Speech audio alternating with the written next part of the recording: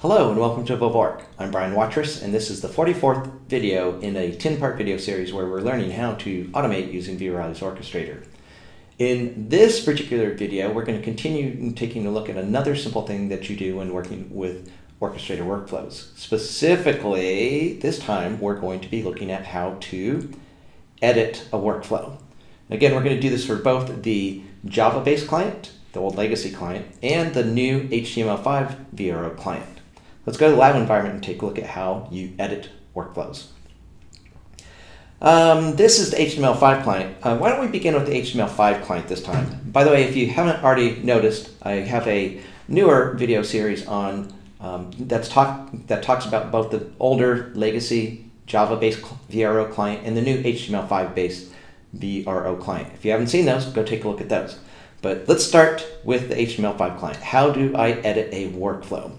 Well, if you saw me create my workflow in the last video, you may have noticed I made a little boo-boo, so I want to edit it and fix that problem. To edit a workflow in the HTML5 client, the first thing you have to do is find the workflow. And if you've used HTML5 client before for the vRO client, one of the things that you very quickly will notice is that the way you search for workflows is different than in the older Java-based client. In the older Java-based client, you have a folder hierarchy in which you go find the workflow. However, here in the HTML5 client, there is no equivalent to that folder structure. So you have to use a new technique, which involves searching for the workflow. Now, one of the ways you can do that is you can search for the workflow by name. So I know I called this one another exciting workflow, and sure enough, here's that workflow. Notice that the search will potentially match multiple workflows. Each of these cards is a different workflow, and I got to find the one I'm looking for, which is this one here.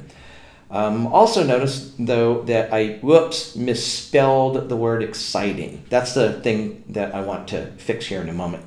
But just before we actually go and fix that problem, if you wanted to find this workflow, there are other ways of finding it. For instance, let me clear this filter. So my first filter was searching by name. But instead of searching by name, you can search by these things called tags. And again, in the other video series on VVork, I talk about how to use tags to find the things that you're looking for.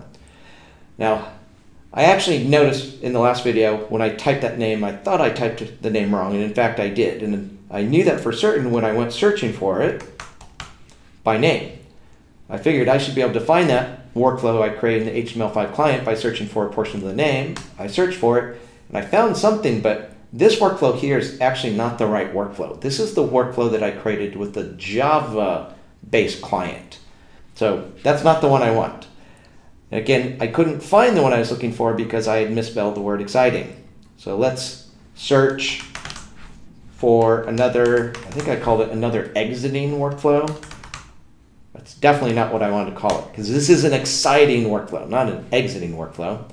And apparently I still can't spell, so let me search this way. I'll search for another exiting new workflow. But it was supposed to be another exciting new workflow.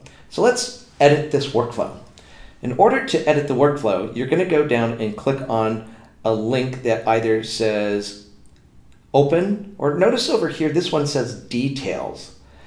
The link is intended to let you do the same sorts of things, but on a workflow such as this one, where you do not have the permission to edit the workflow, instead of saying open, it's going to simply say details. So details here for this link means you do not have the right to edit this workflow. But I do have the right to open up and edit my misspelled workflow. So let me click open here. When I click open, I see all the tabs I saw before that allow me to edit various aspects of the workflow, including the summary tab where I can go to fix my typo. This is supposed to be exciting, because this is another exciting new workflow. Now, that's one simple change I can make, but I can edit any other aspect of this workflow here in the HTML5 editor. Again, the trick is you got to find the workflow, click open, and then you can start editing the workflow to your heart's content. Let's change gears and talk about how to do the same sort of thing with the Java client. In the Java client, as you can see, I'm currently editing the workflow. So let me actually save and close. So I've been editing the workflow, and in the Java client, it's really easy to find the workflow because it's still selected over here on the left in the hierarchical folder-like structure. So it wasn't too hard to find it in this case. If I didn't know where it was, if perhaps the folder structure is collapsed here, I could expand and expand and expand and oftentimes find the workflow easily using the folder hierarchy. Or the older Java-based client also has search functionality up here. I can search for the workflow by name. Search for the workflow by name, and sure enough, actually didn't find it there. Once again, if I could type, this would be so much better. Exciting. There, I think I spelled it correctly that time. And I find the workflow. I can go to that workflow. It'll select it, and then I can, in the Java client, edit the workflow. Once I found it, I can edit it either by clicking on the pencil icon, or I can right-click the workflow and choose Edit, or if I have the workflow selected, I can simply type Control-E. Now, I'm going to do one of those in a moment here, but just before I do, I want you to notice the border of this window. Right now, the reason why I want you to look at this border is if you're using the Java client, you need to get in the habit of paying attention to whether you're on the main screen, which I am right now, or you're in edit mode. When you're on the main screen, you have this lovely blue border. On the other hand, when you edit, you end up in an editor view, which you can spot that you're in because the blue border is now gone. Instead, I have this gray border. I'm going to save and close again to show why I'm making such a big deal of that. The reason why I'm making such a big deal of that in the Java client is for as long as I've been teaching people to use the Java client, I have continually run into situations where students are attempting to edit something about the workflow. For instance, maybe they want to edit this end schema element or this start schema element, or tell you what, let me actually add an actual exciting element. I'm going to add a scriptable task, and we'll do that later. I'll set up the code there.